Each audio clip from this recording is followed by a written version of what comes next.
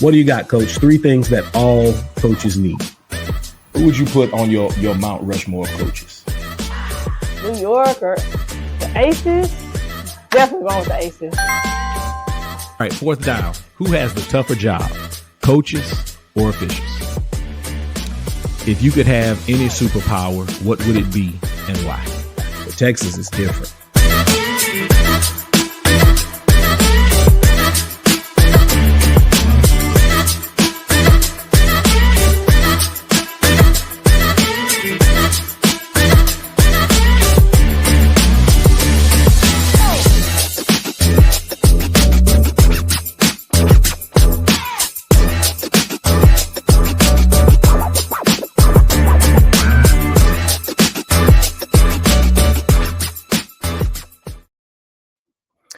Ladies and gentlemen, welcome back.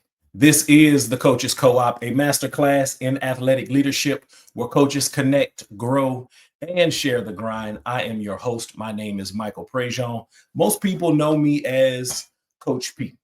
Each week, I have the privilege of teaming up with coaches across the country to break down the wins, the lessons, and everything in between. This week, I'm teaming up with Coach Jaye Floyd, better known as Coach Flo, a proud first-gen graduate from Amarillo, Texas, from college hoops at UT Dallas to now leading Brownfield High's girls basketball program. She is turning her own journey into a blueprint for mentorship and empowerment. Coach Flo is proof that when passion meets purpose, young women rise. With your real hands or with your virtual hands, I need y'all to welcome Coach Jaye Floyd to the co-op. Thank you. Coach, thank you so much for your time today. I'm so glad we have you here in the co-op. So here's the first thing that we do when we're in the co-op. This segment is called Talk That Talk. So okay. Coach Flo, here's what I need you to do. This is your moment to brag on your people, your athletes, your school, your community. So what's happening right now at Brownfield High in your program and in your community that you are most proud of? Coach Jaye Floyd, I need you to talk that talk. Go. So, being in Brownfield, you get a very small community, but big community. They are passionate about their athletes. They are passionate about the school. They are passionate about, pouring into the next generation. And one specific program that I can pinpoint is our Little Dribblers. One of our presidents, Daniel Morin, he does a great job with our younger generation and teaching them the game of basketball as well as being a good kid. In order to be an all-star and participate, all over the state of Texas, they have to be passing their classes. They have to not be truant, be able to go to school, have good attendance. And just starting that off at such a young age, they're able to start playing as little as pre-K, all the way up, I believe, to 5th grade. And I think that is just phenomenal because it speaks volumes on them holding the kids accountable and, giving back to their community with what they're talented with. Another great opportunity is our church. It's called the Worship Center. And I am an active member. I serve on our Kids City team as well as our RSM, which is Relentless Student Ministries. And that's just our high school Wednesday night service. And that's truly amazing because I'm able to see my kids in a different limelight than just being their teacher or their coach. Now I'm a spiritual leader. I'm a mentor within the church house. And I take pride in that because, we're put on this earth to be disciples and spread the gospel. And if I'm able to bring these kids along with me, then I've done my job aside from coaching and pouring into these kids. Another thing that our school prides in is TIA, Teacher Incentive Allotment. Last year, they gave away almost, I want to say $900,000 in just TIA, which is a phenomenal being in a smaller community. A lot of money. And, I'm gunning for that. I want that money this year because I take pride in teaching the kids English. English is a very hard subject to teach. And so, rewarding these teachers with just the growth of their children and students, it goes a long way.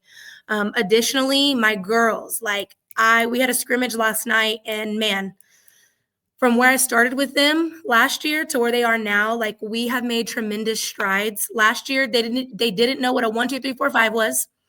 They didn't know what a pick and roll was. They didn't know how to run transition. And we ended up coming up with a gold ball, and we were picked 7th in our district. So we weren't even picked to even compete, and we ended up tying for 3rd.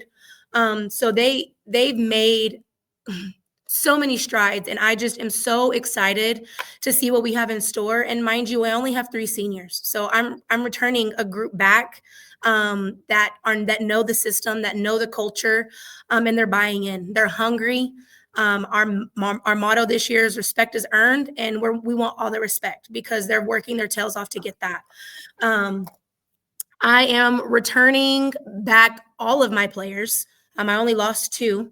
So I think we have a great shot to be great. And they are buying in. They're hungry for success, and they enjoy playing for me and the Lady Cub family. So I'm really excited to be in Brownfield. This is year 2. Year 1, you're just kind of figuring it out, going through the motions on what it is to be a head coach and all of the things that come with being a head coach. Like, it's not coaching just X's and O's. You're a mom, you're a mentor, you're a counselor, you're all these things besides just being a head coach. And so I'm excited to see how they grow because they've already made tremendous strides and we've just started. That's good stuff. So I got 3 things. Number 1, praise the Lord. Amen. Number 2, go get that bag. Period. And number 3, keep pouring into your kids. Yes, thank you. Keep pouring into your kids. Absolutely. I use a motto with my kids all the time. Anytime we're going through our offense, I'm like, who's the first option? And they're like, me. And I'm like, yes, you're always the first option. It's not passing it off. Like, you got to look, you got to see if you can eat. You're either going to eat or you're going to starve on the bench. Like, but I need you to eat. So that's something that I always tell my kids. Okay, I'm looking at you over. I got you on 2 screens. You froze on one, but I'm looking at you over here on my other screen. Okay, so I want to go back. Let's rewind. Let's rewind. Let's go back to Amarillo. Okay. Amarillo, Texas. There's this young lady named Jaye, and she picks up a basketball or a softball or a volleyball for the first time. You played college ball, right? I did. Just talk about that process. Like, the first time you realized that, you know what, I really love sports, right? What was that like? Talk about that process for you falling in love with the game, growing up in Amarillo, playing the game. What was that like?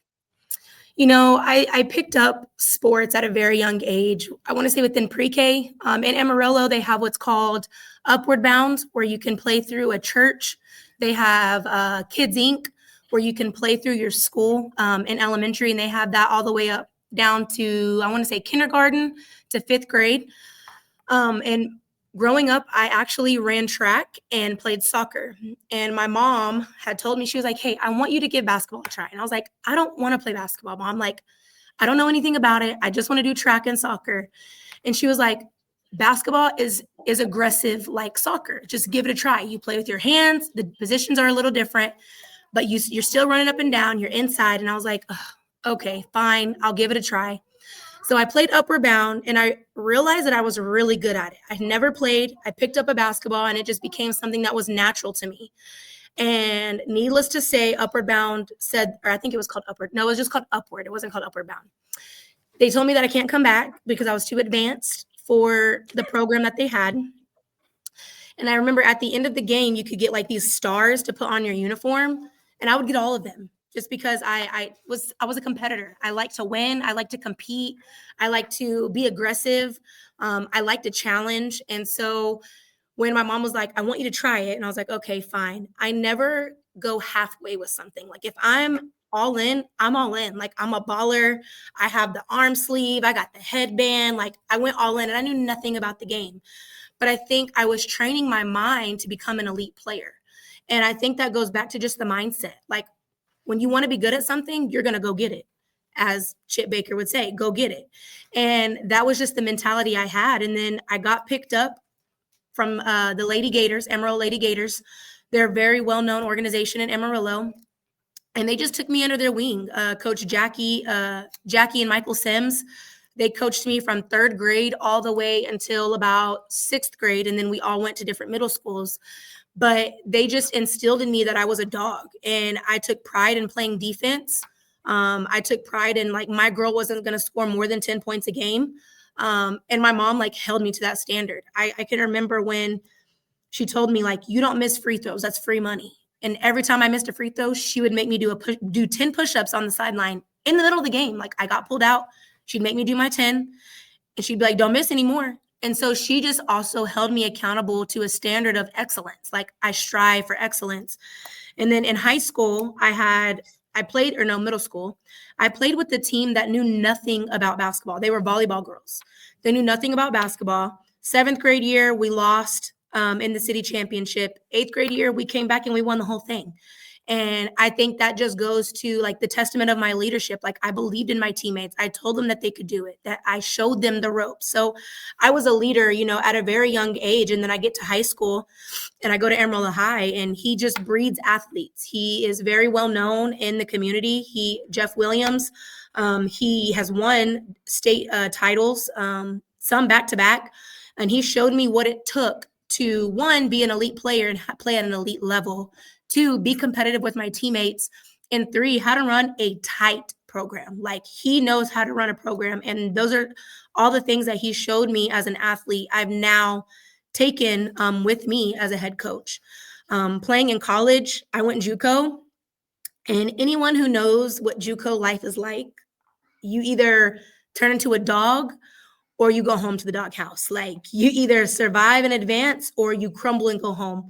And there was so many times I would call my mother and, like, I want to quit. This is so hard. I hate it. But at the end of the day, like, it truly made me the person I am because I learned how to face adversity without my mom helping me. Like, there was so many things that I went through that she doesn't even know because it's just like, figure it out. And I think that just allowed me to become the woman that I am, the coach that I am, and the player that I was. So you were too good for Upward. Too good for Upward. They told me I So couldn't come out. did they didn't even give you the opportunity to say, hey, maybe you should play with the boys? No, I didn't get that They opportunity. just put you out? Yeah, they're like, you can't sign back up anymore. Oh, wow. Yeah. You know what? That sounds like some hating parents. It's all right. We all need That's a what hater. that sounds We all like. need, if you don't have haters, you're not popping. Okay. I like it. So at Amarillo, you mentioned your coach, multiple state titles. Yes. Did you happen to win a state title when you were there at Amarillo?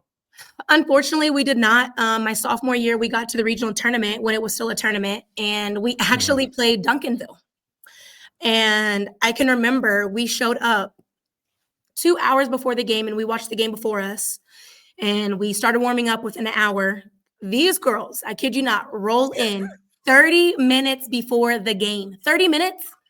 And I was like, we're cooked. Like, they're coming 30 minutes before the game. They don't do no warm-up, no stretching. Like, they do layups maybe 12 minutes before the game started. Needless to say, we got 40 pieced. 40 pieced. Listen, so as a coach, I've been on the other end of a Duncanville 40 piece. My first year, I know. Listen, so it was like watch film for what? It was a regional semifinal game. So this was, but this was during COVID. So there was no regional tournament. Yes. So we had to find a neutral site. So we played in Buffalo. I didn't show my kids any film. For what? Yeah. For what? Everybody knew that we're going to go and compete. Have but fun. We know that the shots are very long. We're going to enjoy the trip there. We're going to stop at Buc-ee's on the way back. That part. and celebrate the best season, in the history of our school. Okay, so how old were you or young were you when you were bit by the coaching bug? So actually, you know what? I don't want to ask that question yet. That's one of my scripted questions. I actually want to ask this. So you talked about being a dog. Being a dog, yes. Okay. And, you know, like when you mentioned JUCO, I knew the dog was coming back because you got to be a dog if you're going to play at JUCO. That's right. But when we first started, you really talked about your faith. Yes. So I want you to talk about the blending, because if you're a dog, you're a dog, Right. right? If you're a dog, it's like when you're a player, dog. When you're Yeah. a coach, dog. Right. So how do you blend your faith and that dogged determination, you know, that comes with, you know, having played at JUCO, having put a team on your back, having, you know, done everything with a spirit of excellence to the point that they put you out of a league, just having that dogged determination in you and, you know, being very dedicated to your faith.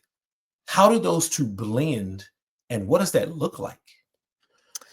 You know, that's a great question because, you know, when you often think of a dog and like being a dog, you think of like aggressive and, you know, it's not always like a good thing. But, you know, within my scenario, you know, my faith, I think, has turned me into a dog because like the Lord is selfish with us and he takes his time creating us. And the Lord makes no mistakes on how he created you. And he created me to have that mentality because life doesn't slow down for you. Life doesn't stop for you. Life is going to continue to life. And you're going to go through trials and tribulations. And I feel like the Lord has equipped me, you know, and I've had a relationship with the Lord since I could probably talk, like doing praise and worship, going to church. Like I was raised in church. And I think the Lord has shown me, you know, when you have a fire for the Lord, you have a fire for life. When you have a fire for life, you have a fire for your work ethic. When you have a fire for your work ethic, you have a fire to succeed. And I think that's where that dog mentality comes. Like, I don't do this for my own gain. I do this to glorify the Lord because this is something that he has given me that he can actually take away. And basketball has been taken away from me twice. I've torn my ACL senior year of high school and senior year of college. And so I think that within that, the Lord has shown me like, you're more than a basketball player. You're more than a dog. Like you're a child of God who has been equipped to play basketball, to glorify me. And when you aren't doing those things, he will, you know, take away. And I think that's where that dog and faith mentality kind of like intertwine.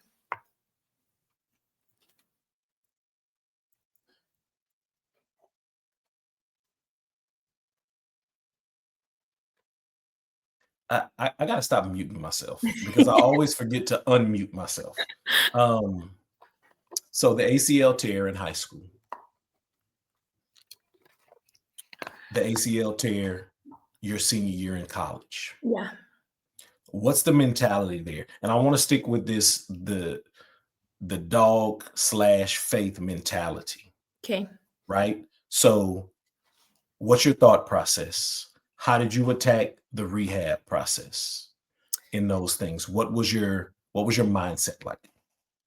Well, first, I was heartbroken. Like I literally went into a state of depression. I wouldn't eat. I cried all the time because like basketball was my escape. Like growing up, I had abandonment issues with my father.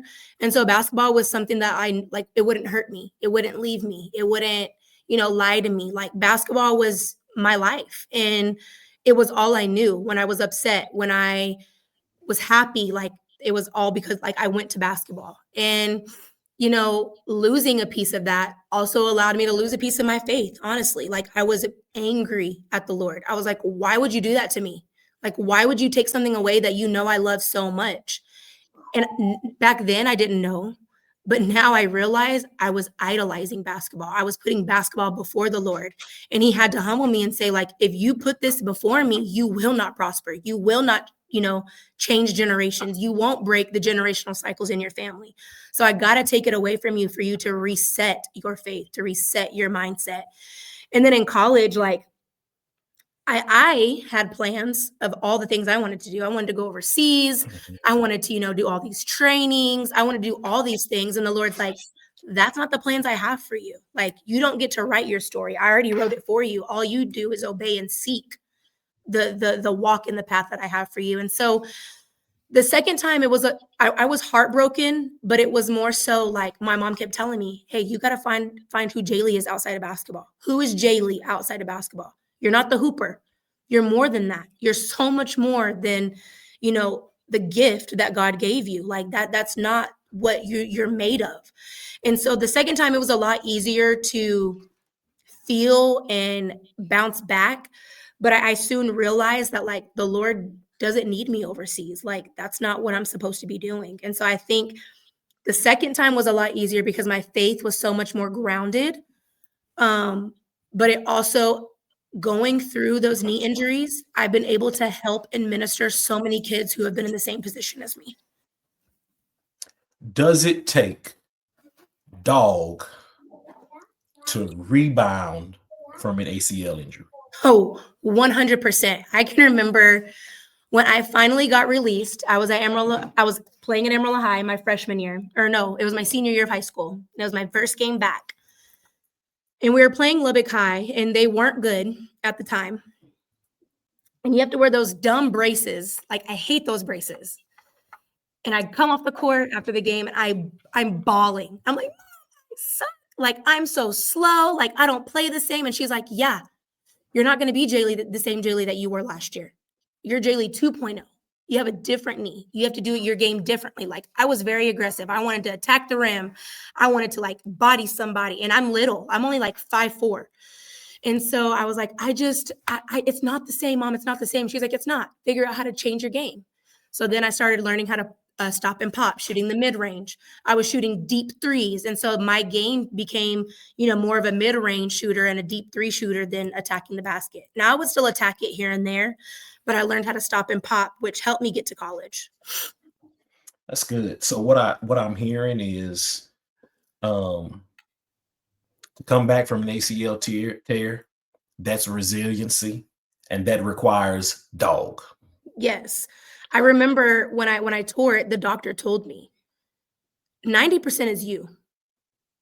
The 10% is the surgery.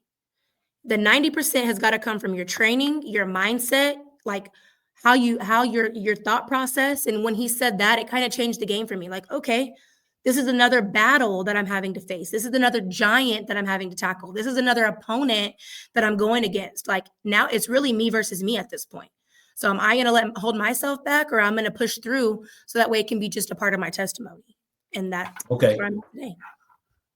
And even the adjustment that you had to make in your game required Dawg. Absolutely. Training, dog mentality, utilizing my mentors and my trainer. Kendrick Bryson trained me from high school all the way to college. He is in like the Dallas area. He's phenomenal at what he does. He creates like wonderful athletes. And so I truly thank him for pouring into me in such a pivotal moment in my life. All right. I'm looking at, we got a comment on Instagram, Okay. putting a passage of scripture to what you were saying. Proverbs 16:9. We can plan our course, right? In their hearts, humans plan a course, but it's the Lord who establishes our steps. That is good stuff. Okay, so Dawg mentality, couple of ACL tears, had to adjust your game, but all of that is rooted because you talked about your giants, and I'm just kind of laying this all out so that somebody who will watch or listen to this will understand how the faith concepts and the Dawg mentality coexist. Yes, sir. Got it. You must be checking on the kiddos. I had to turn my air on. It's a little toasty in my classroom. Okay. All right. So still kind of, going back. So now let's talk about this coaching bug. So you get bit by the coaching bug. Okay. How did you know, like, hey, this is what I want to do? How did you first know that coaching was your calling? What's crazy is I was a junior in college and I was attending Hardin-Simmons. I transferred from Hardin-Simmons to UT Dallas. And our basketball team had to do some volunteer work at a local elementary school. And I was like, oh, I kind of like elementary. Like, I really don't like teaching, but I like basketball, but I don't know if I want to be a coach. Like I always kept saying, like, I want to be a pediatrician. I want to be a pediatrician. Well, then I realized you go to school for a long time, and I wasn't about that. Like I didn't want to go to school for a long time. And so I was like, that's not for me. Like I don't want to do that. Then that summer I coached for one of my AAU teams, a 6th grade team. And I was super intense with the 6th graders. Like looking back, I shouldn't have been that hard on them, but that's all I knew because that's all I got was hard coaching.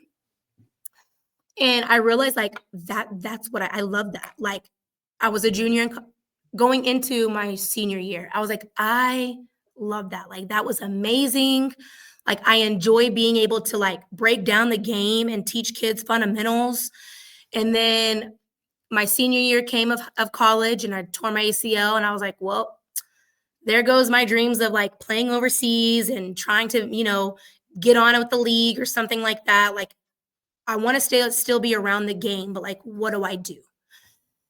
And so I ended up helping my my team my senior year. I was kind of like a grad assistant, if you will. Like my coach would ask me like, what type of plays do you think we should run? What do you think we need to do in practice? Like she was picking my brain because she knew eventually I was going to be a head coach.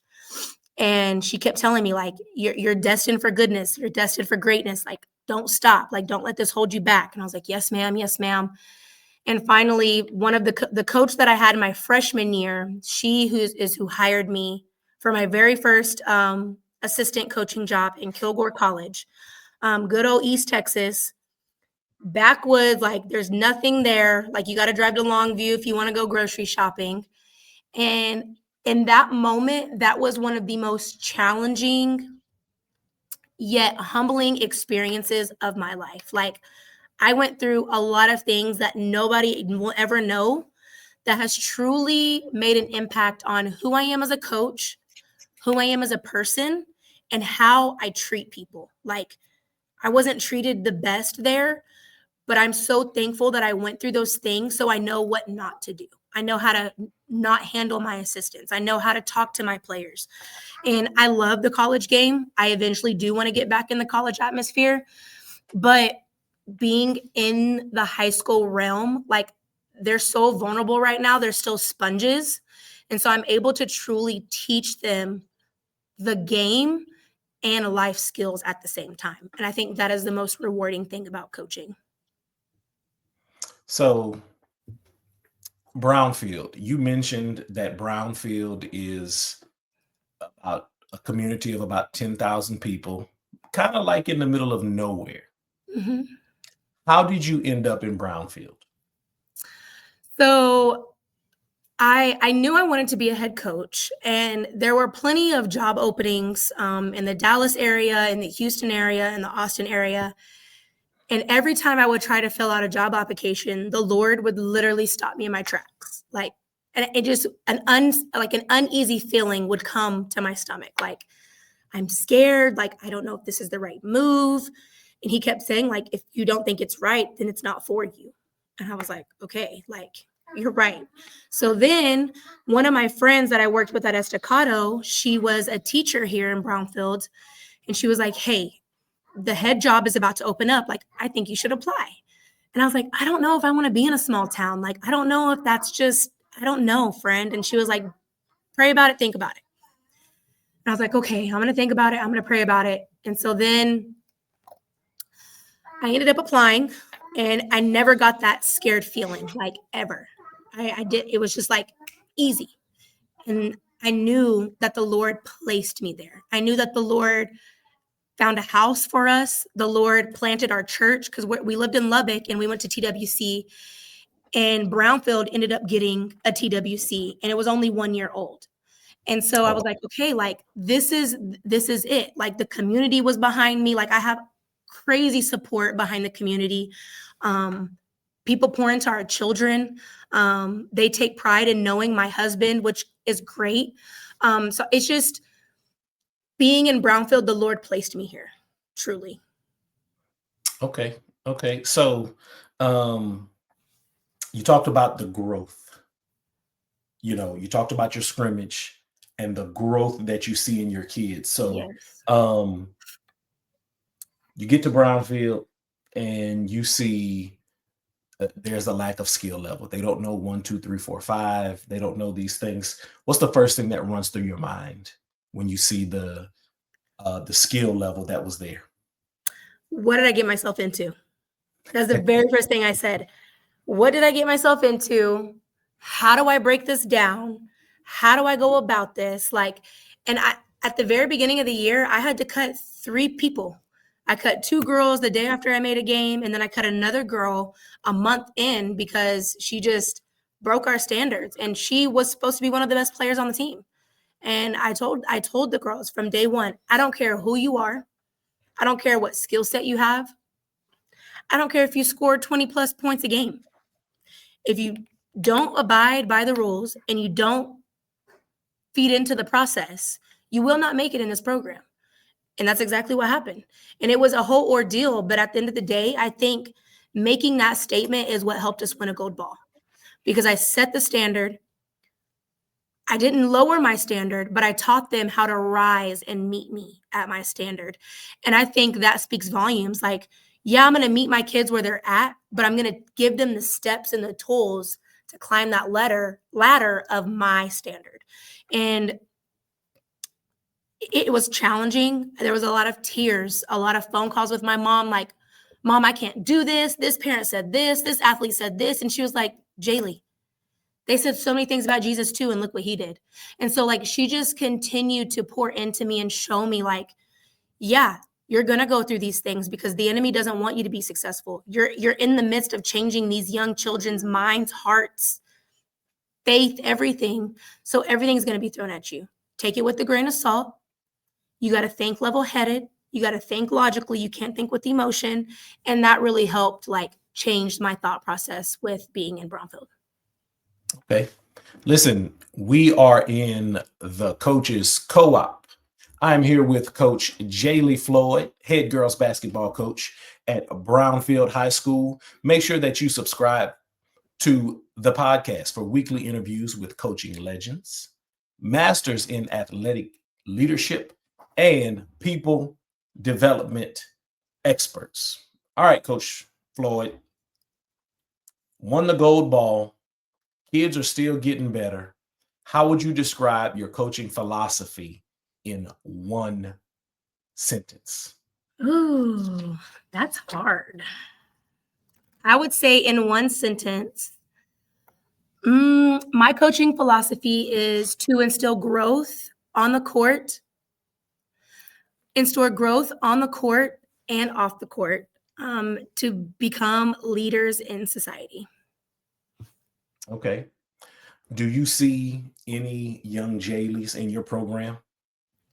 Yes, and it's biting me in the butt every single day. I actually have a girl right now. She moved in at the end of last year. I don't have daughters. I only have sons. And I always say, my girls are like, have one more baby. And I'm like, no, I don't want any more kids. Y'all are my kids. They're like, have a daughter. No, I don't want a girl. Y'all are my girls. And there's one who, she looks like me. She acts like me. The attitude is just on 1,000. I actually kicked her out of practice today. She was late for one, and she's supposed to be one of my point guards. And I'm like, leaders lead from the front, not the back. You're late, and that's unacceptable. You owe me a sideline 16. So her and a couple of other girls are running the sideline 16, and they don't make the time. I think they ran about 4 until I finally was like, I'm tired of watching y'all jog. You're going to owe me in the period. And so then we're going through our offenses and inbound plays. And I noticed she doesn't step on. I'm like, are you not going to get your rep? And she just looked at me. She goes, I said, okay, goodbye. We'll try again tomorrow. And so I just kicked her out of the gym. And every time I encounter her, I want to go apologize to all my coaches and be like, I'm so sorry. I was so hard-headed, because I'm getting every bit of what I gave. And I love those type of kids. They're my favorite. But my goodness, she gives me a new gray hair every day. Yeah. Just continue to love on your babies. I texted my first year as a head coach. my point guard, she is now the head coach at the school that I just left. Yeah. And, she was texting me about the scrimmage yesterday. And I was like, hey, just go and love on your bugs this morning. Yes. Just love on them. It is so much easier to say that from this side Facts. of the bench than when I was sitting on the bench. Okay. Hey, let's talk about the Rock mentoring program. Yes. Can we talk about that? So Absolutely. how has that experience shaped your voice as a leader?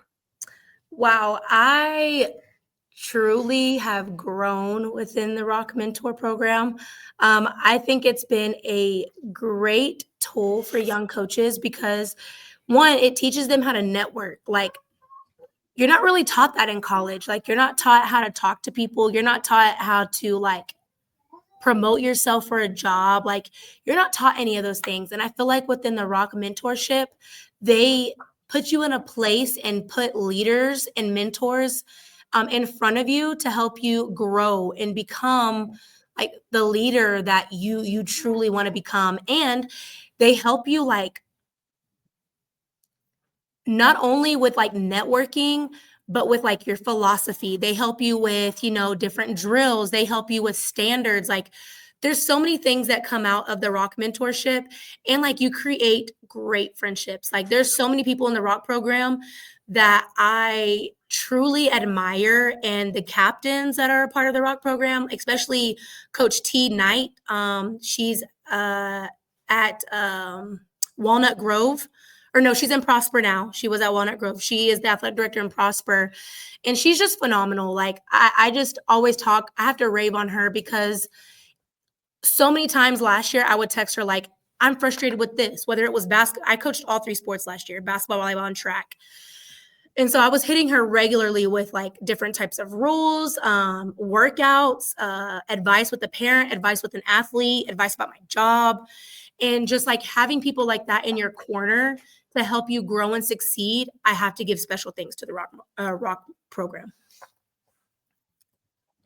That's a lost skill. Actually, I'm not going to say it's a lost skill. It's a skill that is not being transferred enough. Agreed.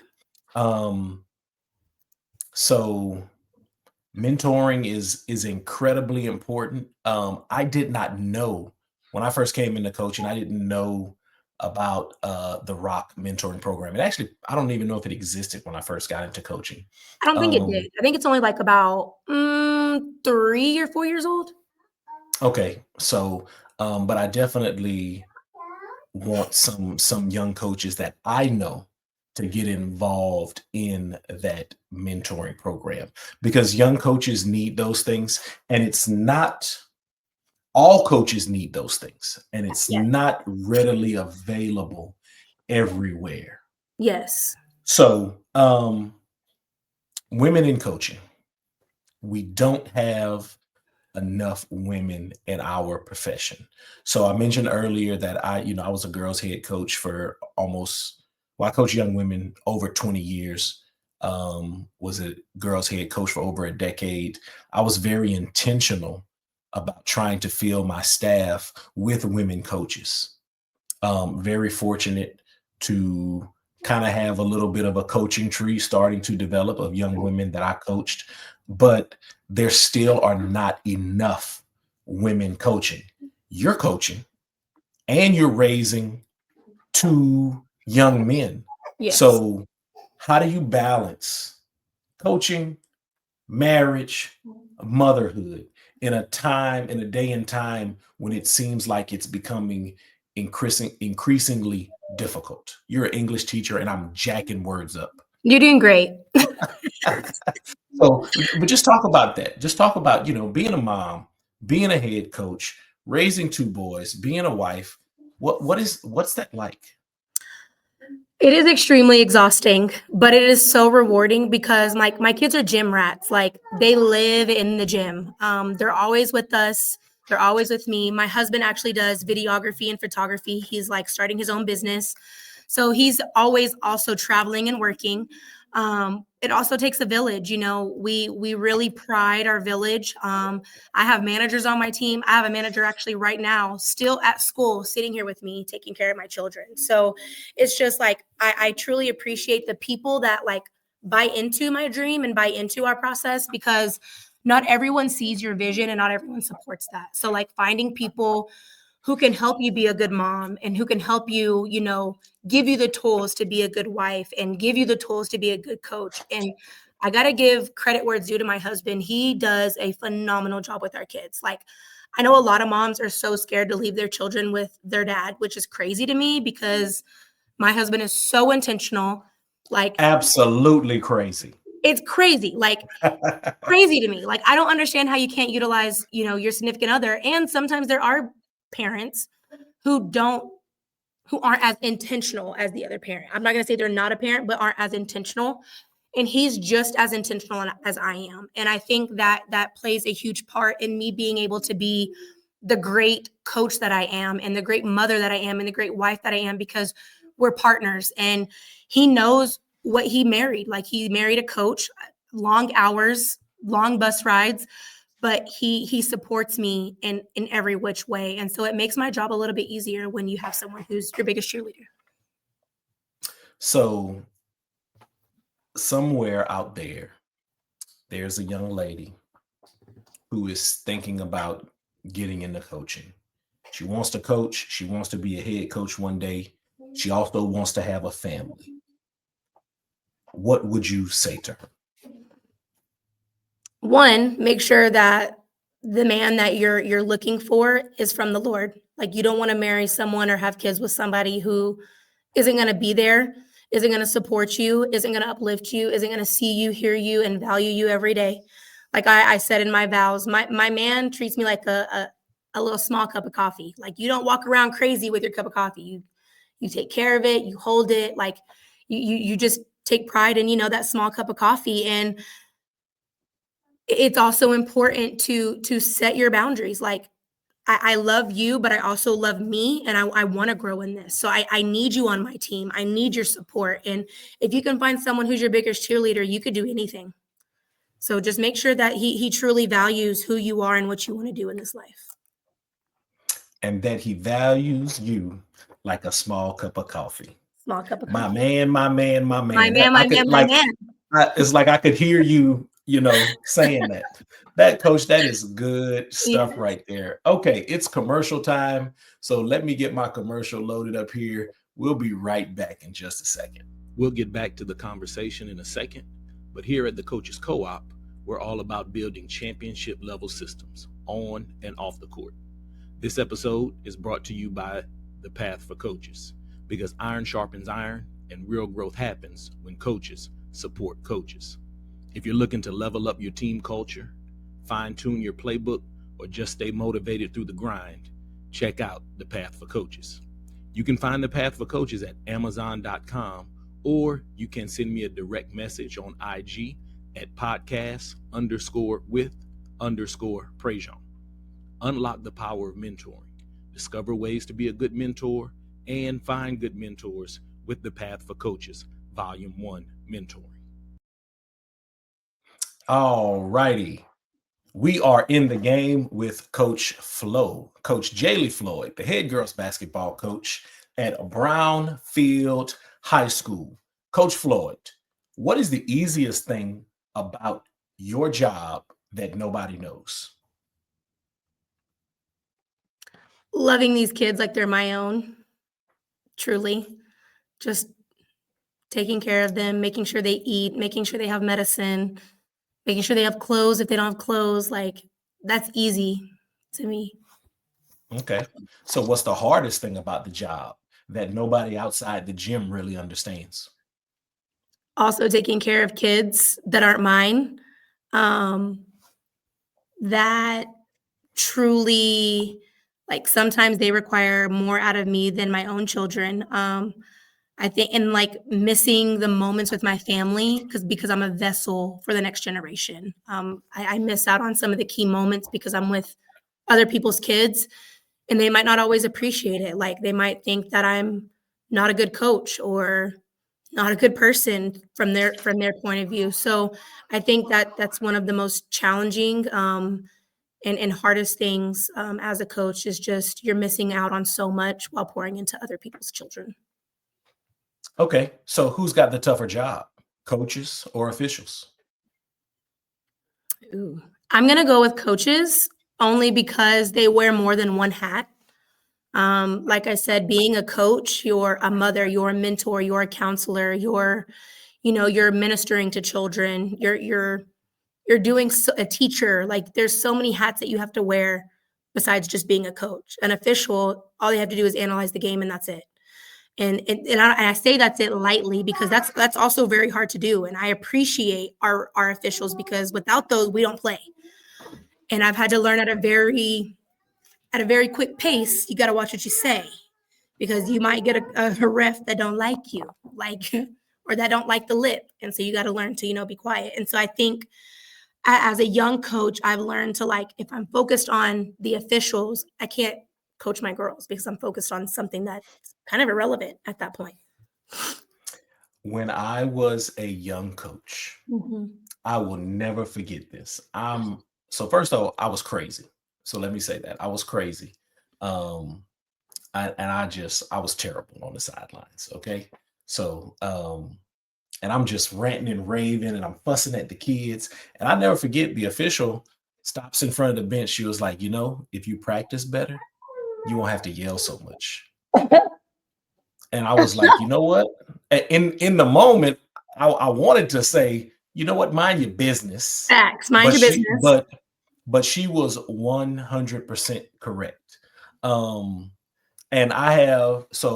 since I'm not coaching, I picked up the official's whistle. And let me tell you, when I say I could blow the whistle or a whistle could be blown every possession, there's a foul or some type of violation on every possession. So yes. Be nice to the officials because they're doing coaching is a very hard job. Trust me, I know officiating is a difficult job as well. Yes. But check this out, coach. If you weren't coaching, what would you do and why? If I wasn't coaching, I think someone actually asked me this today. I would be like a nutrition coach or a personal trainer. I love that stuff. I love counting my macros. I love talking to my kids about, their nutrition. I challenged my kids to drink a gallon of water a day. And for the most part, some of them did it for a good 15 days and they took pride in that. But I love talking about your health is wealth. You take care of your body and you're going to live a while. So that's probably what I would do. That's it. Because if you don't take care of your body, where are you going to live? Yeah. Okay, coach, play the game with me. Okay. I have a name for it. Oh, you've got a name. Let's go. I've got a name for it. Okay. So this is a rapid fire type game. Okay. All right. It's got 3 segments. We're going to go either or. Okay. We're going to go agree, disagree. And then we're going to wrap it up with some word association. Okay. Okay. And we're going to call this week's version of the game In the Know with Coach Flo. Period. Let's go. All right. So this first segment is going to be either or. Okay. First thing that comes to mind, no timeouts. All right. Coaching instinct. Ready? Ready. Coffee or energy drinks? Coffee. Film session or open gym? Film session. Old school hustle or new school analytics? Old school hustle. What's on your practice playlist? Is it R&B vibes or gospel energy? Gospel energy. Okay. Friday night lights or Saturday morning tournament? Ooh. Saturday morning tournament. Old school hustle or new school analytics? Old school hustle. Winning with defense or winning with offense? Winning with defense. Okay. Last question right here. Do you want the game-winning shot or a game-winning stop? Game-winning stop.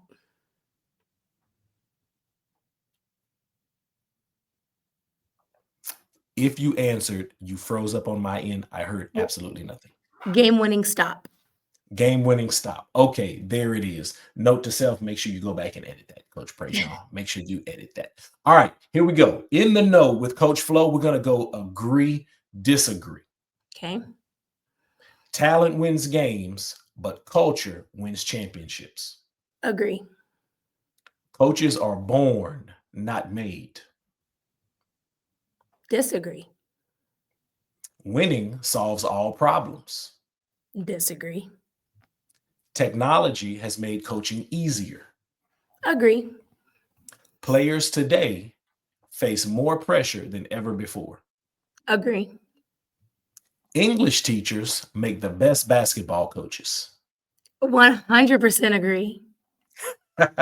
It's easy to separate coach mode from parent mode at home. Disagree.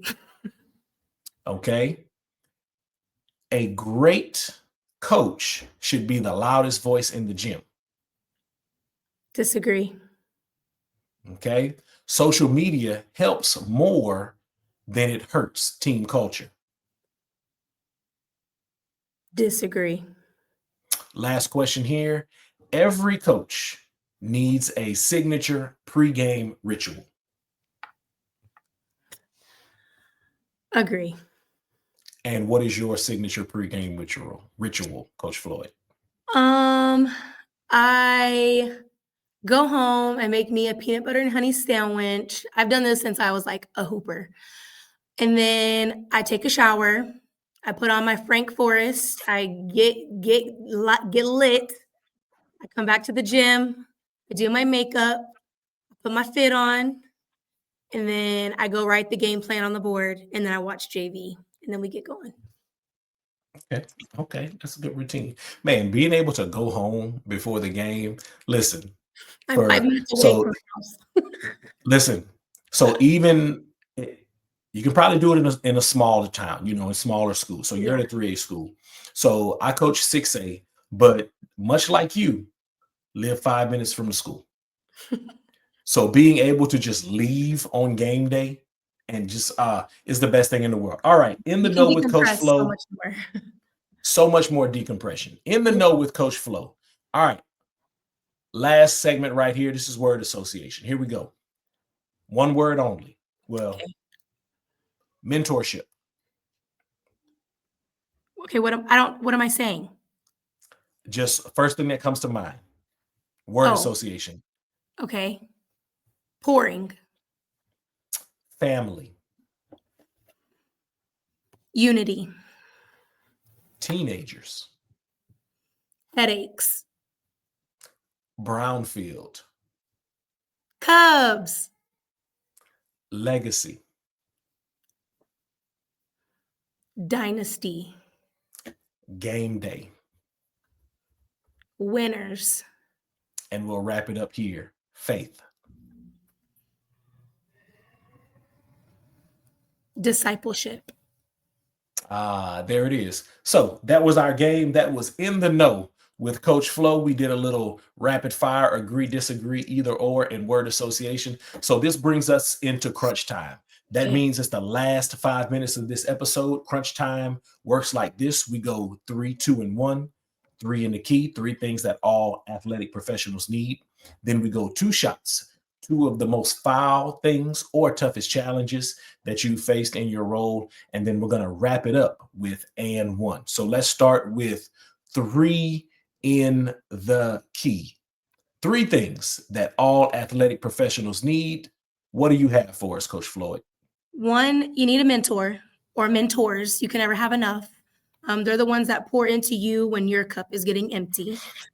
2, networking skills. You got to network. You got to get out. You got to branch out. You got to meet new people, get new views on philosophies. 3, coaching clinics. Like in order to glow, you got to grow. So you got to go and get it. Like Chip Baker says, go get it. So I want to say this. I want to encourage coaches to attend coaches clinics. Yes. So I want to encourage head coaches. So if you're in a place where your athletic department or your school district does not pay for coaches, or they don't pay for your assistant coaches to have memberships in these professional organizations that have clinics, head coach, go ahead and reach down in your pocket and go ahead and pay for your assistant coaches. Because I'll say this, now that I'm not competing with other coaches and I'm getting to watch and hear coaches, there are a number of coaches who just need more coaching education. Yes. So coaches, go to coaching clinics. All right, this is two shots, two of the foulest things you've experienced, or it could be just two tough challenges that you have. So what do you have for two shots? My first one is being a mother figure to kids I know nothing about. Like, I come in and that's my role aside from being a coach. And then the second one, like I said before, missing moments with my family, being a vessel for the next generation. Like, sometimes I feel like my kids get the short end of the stick as far as me being a mom pouring into them. But really, like, they get the best of me every single day. I want to be perfect at being a mom and a coach, but I'm never going to be. So I just got to give myself grace with that. I learned years ago that because coaching is a calling, you just continue to pour into others, and others will pour into your kids where you did not get to pour into them. Yeah, that's good. Or, just little things like that. That's all right, good. Coach Floyd, this has been absolutely marvelous, fantastic, fantabulous, all of the above. So this is the last thing in the episode. We call this and one. Okay. So one thing that you want to leave our listeners with before we get out of here, what do you have for and one? Be planted where your feet are, and allow the Lord to use your calling to perfect your craft. And that could be a whole nother podcast for a whole nother day. So that's a gem. So I'm going to ask you just shortly, what is that? What does that look like? I'm allowing the Lord to use my calling to perfect my craft. So what does that mean? Lord, I think I was called to be a coach. How am I going to use this calling to perfect my craft? What's going on there? So the Lord always has called us to be teachers of his word. And, my calling is to be a phenomenal basketball coach, but my craft is to lead this generation into the gates. Like, I'm teaching these children the gospel, and that's my craft. So he's using basketball to allow me to pour into these young children and teach them about him. And so that's my craft. That is good stuff right there. Listen, I told y'all, this is the Coaches Co-op. Coach Floyd, I'm getting ready to get us out of here, but you don't go anywhere. Just hang back with me for a second. Thank you all for joining us here on the Coaches Co-op. Big thanks to today's guest, Coach Jaye Floyd, for sharing her journey and her wisdom. If you are walking away with new insight or energy for your team, then you know what, Coach Floyd? We did our job. Thank you, guys. Everybody who is watching or listening, make sure you hit that like, follow, and subscribe button. Leave a 5-star review, because when coaches share, we all get better. Help us grow the co-op community where coaches do what most people can't. And remember, if you stay ready, you don't have to get ready. Until next time, for Coach Jaye Floyd, I'm Coach P, and this has been the Coaches Co-op. Y'all be easy. Peace.